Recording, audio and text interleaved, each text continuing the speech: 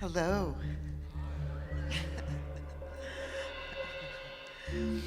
So the story I'm going to tell you is how I met Larry and how Burning Man got to the Black Rock Desert. They happened at the same time. It started in my old place, 1907 Golden Gate. For those of you who never made it there, it was a 2-story, 14-room flat in a decrepit old mansion in the inner city. And I filled it with artists and writers and musicians, and they brought their friends.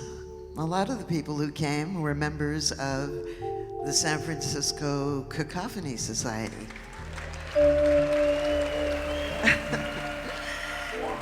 And we spent a lot of time sitting around the kitchen table talking about new weird ways to have fun and experiences beyond the pale of mainstream society. One of the people who came to that house was an artist named Marshall Lyons. And in 1987, Marshall said, "I'm having an event at this place out in Nevada, and I'd like you to come." It sounded like Cacophony on steroids. It was a 22 times larger than life croquet game. But I didn't go. However, one of my roommates went, and he brought back pictures of this place that looked like another planet. And I said, you know what? Next time Marshall has an event out there, I'm going. So in 1989, he said, I'm having another event out there. It's a wind sculpture festival. Anybody can come, but you have to bring something that moves in the wind. So some friends and I built a canopy bed on wheels out of PVC pipe and fabric that we could disassemble and reassemble when we got to the site, this place called the Black Rock Desert. So we got back from the Black Rock, and like everybody who sees it for the first time, we couldn't stop talking about it. And my roommate, Kevin Evans, who'd come with me to the Wind Sculpture Festival, wanted to do a zone trip to the Black Rocks. Cacophony had all these different kinds of events, but the zone trip was a very particular type. Somebody would put a notice in the newsletter that said, I'm throwing a zone trip. And people would show up at a certain place and time, not knowing where they were going or what they were going to do when they got there. They just knew that they'd be gone for a few days, and that they'd probably stay in Motel 6s, and they'd probably buy a lot of stuff at 7-Elevens. But Kevin's event, Bad Day at Black Rock, was a different kind of zone trip, because people obviously had to be really prepared. So we spent a long time planning what we were going to do, what people had to bring, what events we were going to throw out there, and so on. While we were planning Bad Day at Black Rock, we remembered, of course, that we had met Jerry James out there, and he said to us, do you ever go to the Burning Man event at Baker Beach? And we said, no, we actually have never been, even though it's in the Cacophony newsletter under Sounds Like Cacophony, but we're going next year. We're going. So in 1990, the summer solstice, we went to the beach. And as we walked onto Baker Beach, we saw the Burning Man for the first time. It was already 40 feet tall. It dwarfed the 400 people who were gathered in the sand. And it stood with its back to the Pacific Ocean. And off to the right was the international orange abutment of the Golden Gate Bridge. It was like a collection of iconic images all in the same place. And the crowd was buzzing, waiting for the burn. There was a lot of excitement. Unfortunately, it was a drought year, and there was a real threat of fire. So when the people who lived on the cliff saw the people coming down to the beach with that thing again, they called the park police. And the park police showed up and said, "You can't burn that here." And then they left.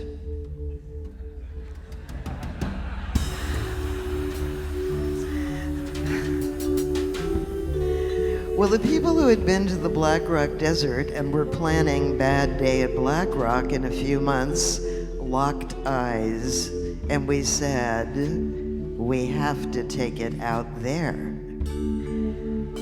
It won't burn anything down, and nobody's gonna stop us."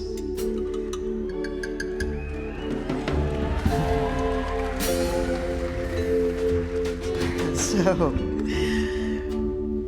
we saw Larry standing off to the side of the crowd with a few of his henchmen, staring into the void, trying to figure out what he was going to do now. And no doubt he was thinking about the consequences of causing a fire in Seacliff. So we went over to him, and that was the first time I saw the gray Stetson hat that had been his father's. It was his first gray Stetson that was his father's. And we're tugging on his sleeve and we're saying, "Larry, Larry, Larry, Larry." And he is so lost in thought that he doesn't hear us and he doesn't see us. But Cacophony's ringleader, John Law,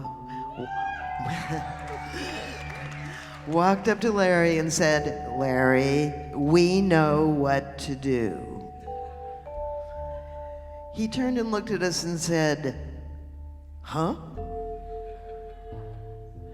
So we told him about Bad Day at Black Rock and the Black Rock Desert. And we made plans to meet at 1907 in a few days to start talking about it.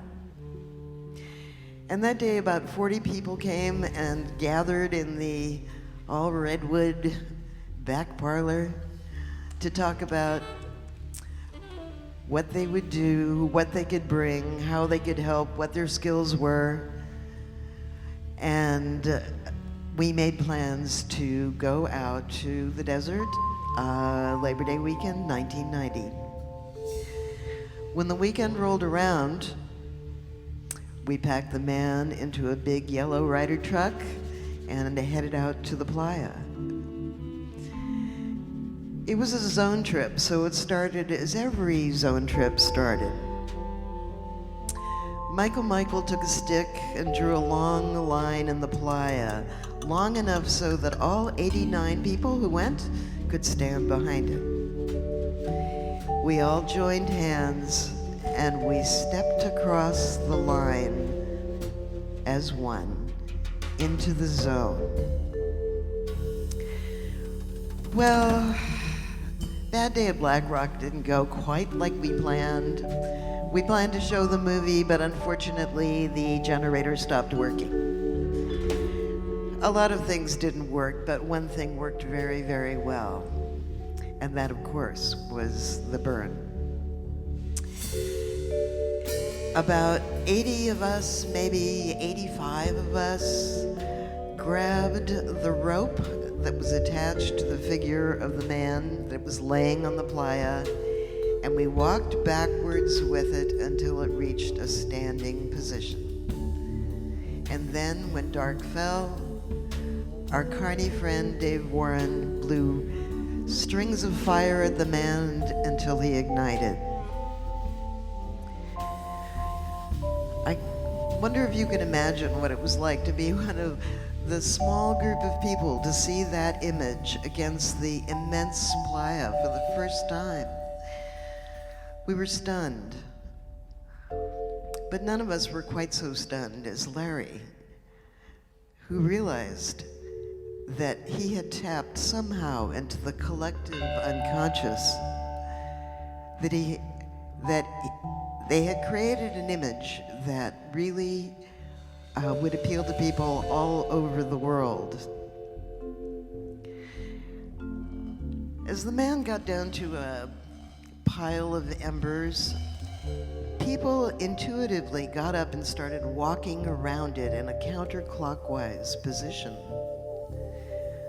circling and circling until all that was left was a pile of embers, a pile of ashes, still slightly smoldering. Larry told us later that the circling of a fire in a counterclockwise position was something that many ancient cultures had done all over the world. Well, we went back to camp and we talked about it, and we talked about it, and we talked about it all night. And as the conversation started to wind down, Larry said the one thing that we all thought and hoped he would say, and that was, we have to do this again next year.